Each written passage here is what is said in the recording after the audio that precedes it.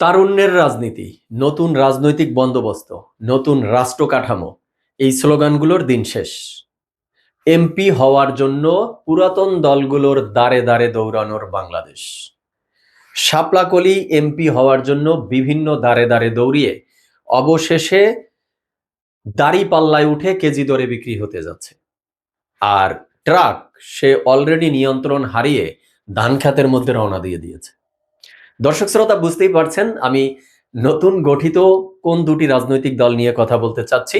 একটি হলো এই অভ্যুত্থানের মধ্য দিয়ে গড়ে ওঠা এনসিপি, আরেকটি হলো তার পূর্বে গড়ে ওঠা গণ অধিকার পরিষদ। এরাই তো এই স্লোগানগুলো, এই ন্যারেটিভগুলো জাতির মধ্যে দিয়েছিল, জাতিকে আশা জাগিয়েছিল, জাতি স্বপ্ন দেখছিল।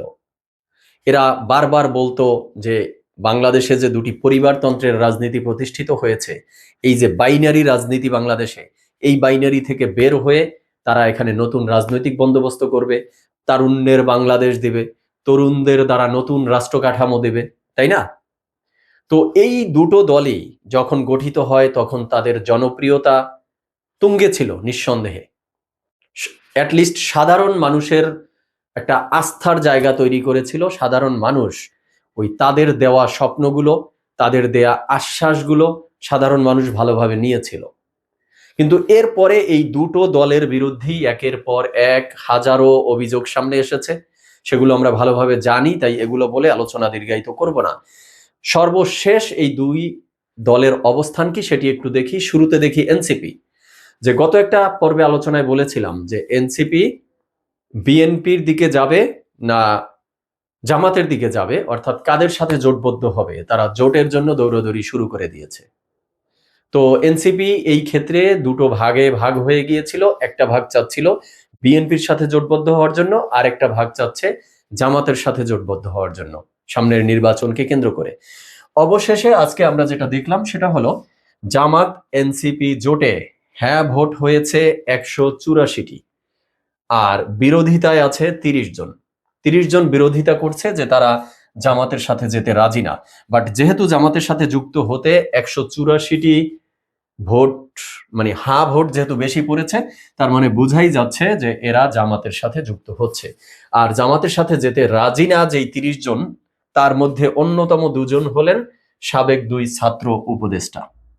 এরপরে আমরা যেটা দেখলাম, এই ইস্যুকে কেন্দ্র করে এনসিপির অন্যতম একজন নারী নেত্রী, যার গ্রহণযোগ্যতা সাধারণ মানুষের কাছে অনেকটা ভালোই ছিল বলা যায়, তাসনিম জারা, তিনিও আজকে পদত্যাগ করেছেন।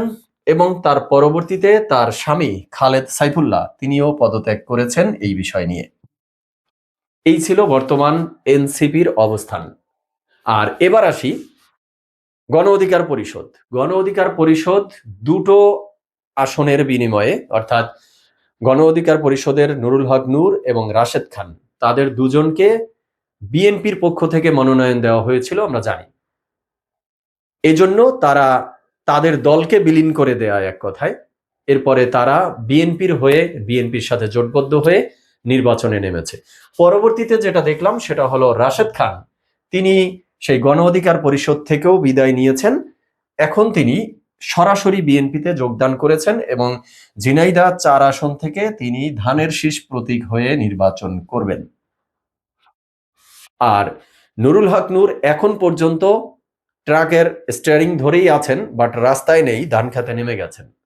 কিন্তু কথা হলো, এই দুজন ব্যক্তি দুটো আসনের লোভে যে জোটবদ্ধ হলো, নিজের দলে, নিজের দলের আদর্শে তারুণ্যের বাংলাদেশ বা এই নতুন রাজনৈতিক বন্দোবস্তের পথে অটুট থাকতে পারলো না, এতে ফলাফলটা কি হবে? আমরা দেখতে পাচ্ছি যে এই রাশেদ খান, তিনি বিএনপিতে যোগ দিয়ে ধানের শীষে নির্বাচন করলেও তাকে ছাড় দিবে না সেখানের স্থানীয় বিএনপির নেতারা, বরং তার প্রতিপক্ষ হয়ে সেখানে স্বতন্ত্র নির্বাচন করবে স্বেচ্ছাসেবক দল নেতা ফিরোজ। আর অপরদিকে নুরুল হক নূরের আসন থেকেও তাকে ছাড় দেয়া হচ্ছে না, সেখানে হাসান আল মামুন স্বতন্ত্র হিসাবে নির্বাচন করবেন। দ্যাট মিনস এখন পর্যন্ত বোঝা যাচ্ছে এই দুটো নির্বাচনী আসন থেকে একটা আসনেও এই নুরুল হক নূর অথবা রাশেদ খান জয়ী হয়ে আসার কোনো সম্ভাবনা এখন পর্যন্ত মনে হচ্ছে নেই। তার মানে এরা আম ছালা সবই হারাতে যাচ্ছে। এবার আসি এনসিপিতে। এনসিপি বিএনপিতে যুক্ত হলে সর্বোচ্চ 8 থেকে 10টি আসন পাওয়ার একটা নিশ্চয়তা ছিল, কিন্তু জামাতের সাথে তাদের এই যে গাঁট বাঁধা, এখানে তারা মোটামুটি 30টির মতো আসনের নিশ্চয়তা পেয়েছে।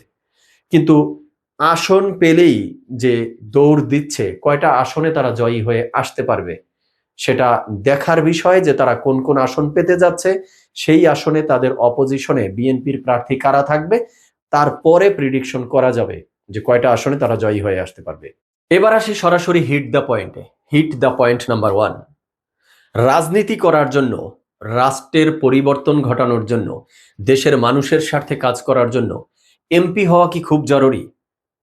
বিরোধী দলে থেকে বা শক্ত একটা আইডিওলজির রাজনৈতিক দল গঠন করে রাষ্ট্র পরিচালনায় ভূমিকা রাখা যায় না?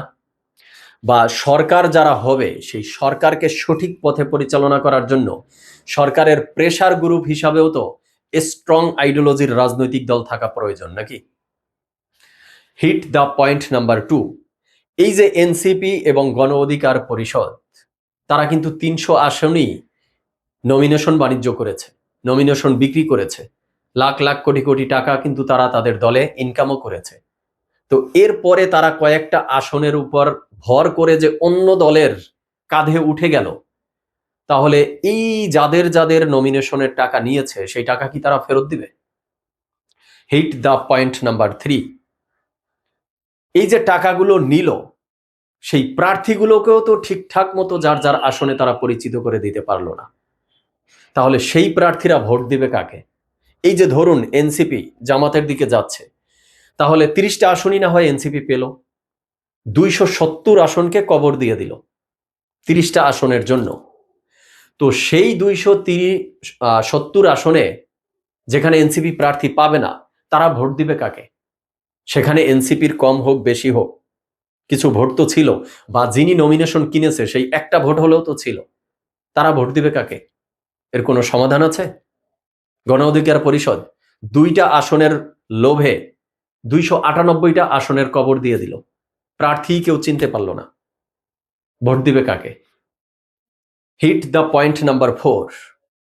এই যে এনসিপি এবং গণ অধিকার পরিষদ নতুন রাজনৈতিক বন্দোবস্ত, তারুণ্যের রাজনীতির স্লোগান তুলে তুলে শেষ পর্যন্ত এসে সেই প্রতিষ্ঠিত এবং পরিবারতন্ত্রের রাজনীতির কাঁধেই ভর করেছে। এমপি হওয়ার প্রতিযোগিতায় দাঁড়ে দাঁড়ে তারা দৌড়াচ্ছে। তার মানে এর দ্বারা এটাই প্রমাণিত হলো যে বাংলাদেশের রাজনীতি মানেই হলো পরিবারতন্ত্রের প্রতিষ্ঠিত সেই দুই বাইনারির রাজনীতি, বিএনপি এবং আওয়ামী লীগ। এর বাহিরে বাংলাদেশে আসলে রাজনীতি বলতে কিছু নেই। আর জামাত যে আছে, তিনি তো আন্ডারগ্রাউন্ড পলিটিক্স, ওই যে ওসমান হাদির ভাষায় রিমোট কন্ট্রোল। পরিস্থিতি ভালো বুঝলে রিমোট কন্ট্রোলে প্রেস করে সামনে আসে, আবার পরিস্থিতি খারাপ দেখলে তারা গা ঢাকা দিয়ে আন্ডারগ্রাউন্ডে চলে যায়। আর তাছাড়া জামাত তো বাংলাদেশপন্থী কোনো রাজনৈতিক দলও না। তাহলে বাংলাদেশ মানেই বিএনপি, বাংলাদেশ মানেই আওয়ামী লীগ।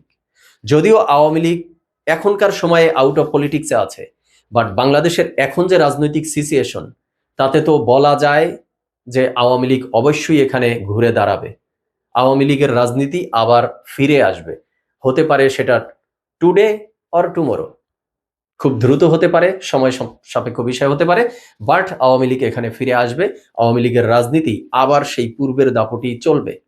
কারণ নতুন বন্দোবস্ত বলতে তো কিছু নেই। যারা স্বপ্ন দেখিয়েছে টোটালটাই তো বেইমানি করেছে, সাধারণ জনগণের সাথে বেইমানি করেছে আমি বলবো। Point number 5।